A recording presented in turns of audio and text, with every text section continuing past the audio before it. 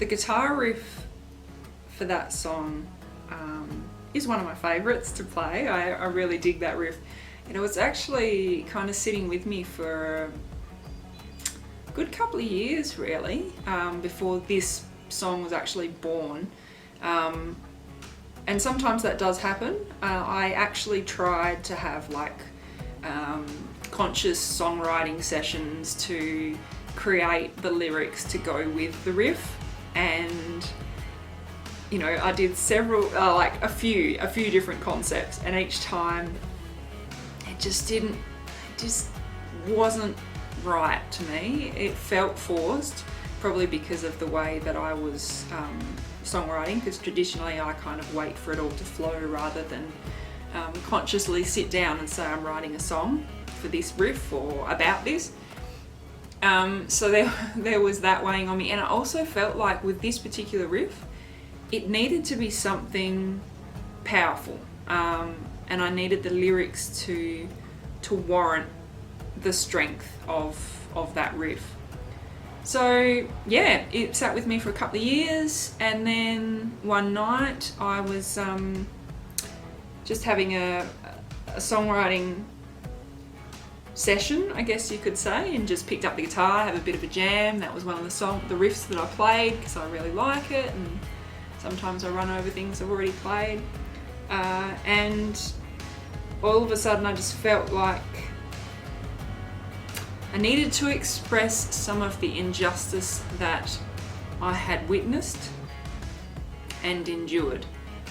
And as soon as I had that feeling, it just kind of let go, and I felt it flow through me, the song flow through me as is what's natural for my songwriting process.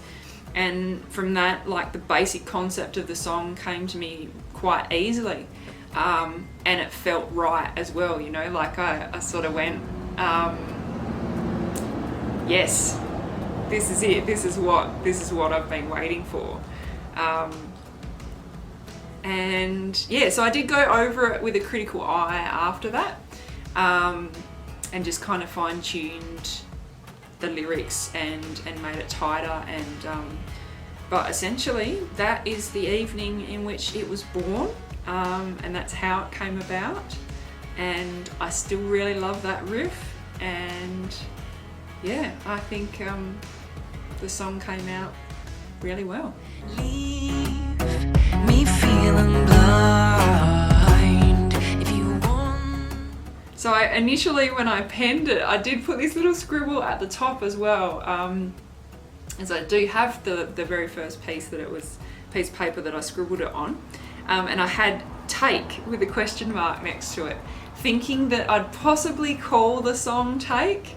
The reason why I didn't, you know, it's a few things. Like I felt like once I'd finished writing the song, "Darkness in the Light" to me summed up the story a lot better with, you know, just exposing that darkness, if you want to localize the incidents or the betrayers of innocence. You know, it's like exposing them and shining the light on them, and also seeing, sadly, just how the world can actually be, and having that innocence shattered. So I just wanted, it wasn't like "Take" didn't sum up the song correctly, whereas I felt like "Darkness in the Light" did.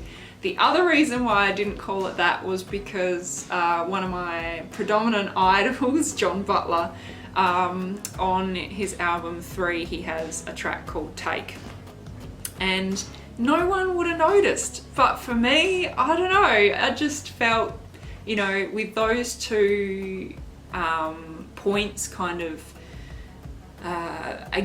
marked against calling it "Take," I just went, no, it's not right. That's not the right title. "Darkness in the Light" it is. Bam. It was born. You have me on my knees. What gave you the right to storm into? I also feel like a couple of years ago, you know, I wouldn't have been confident enough or strong enough within my vocal capabilities to sing that bridge section, because it is quite a driving, you know, it's not necessarily the pitch of the notes, but it's the power that needs to come from behind them to really it's that critical point in the song. And yeah, so I just find it amusing that, you know, it's almost as if the true concept of the song only came to me once I was fully ready to embrace it and be able to project it out there. You just take all you want.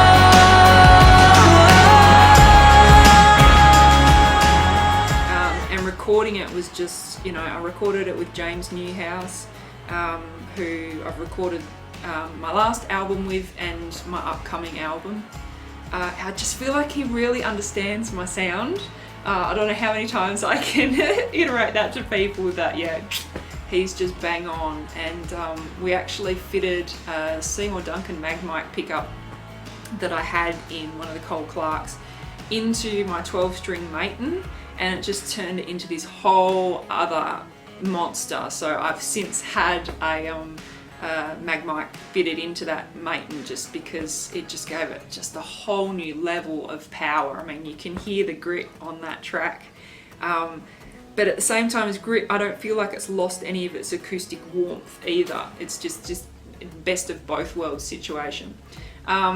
But yeah, like I was really happy with, you know, my harmonies in that track, and these are all areas of my vocals that I'm still only just branching out and exploring. So you know, the guitar, other than that riff, there's not a lot of bells and whistles.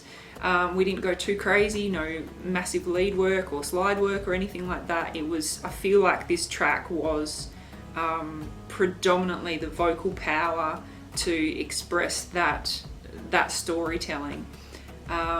And yeah, of course, putting some really good beats behind it to drive it forward. Look who I am, now I see it. Brought the darkness into the light. Oh yeah.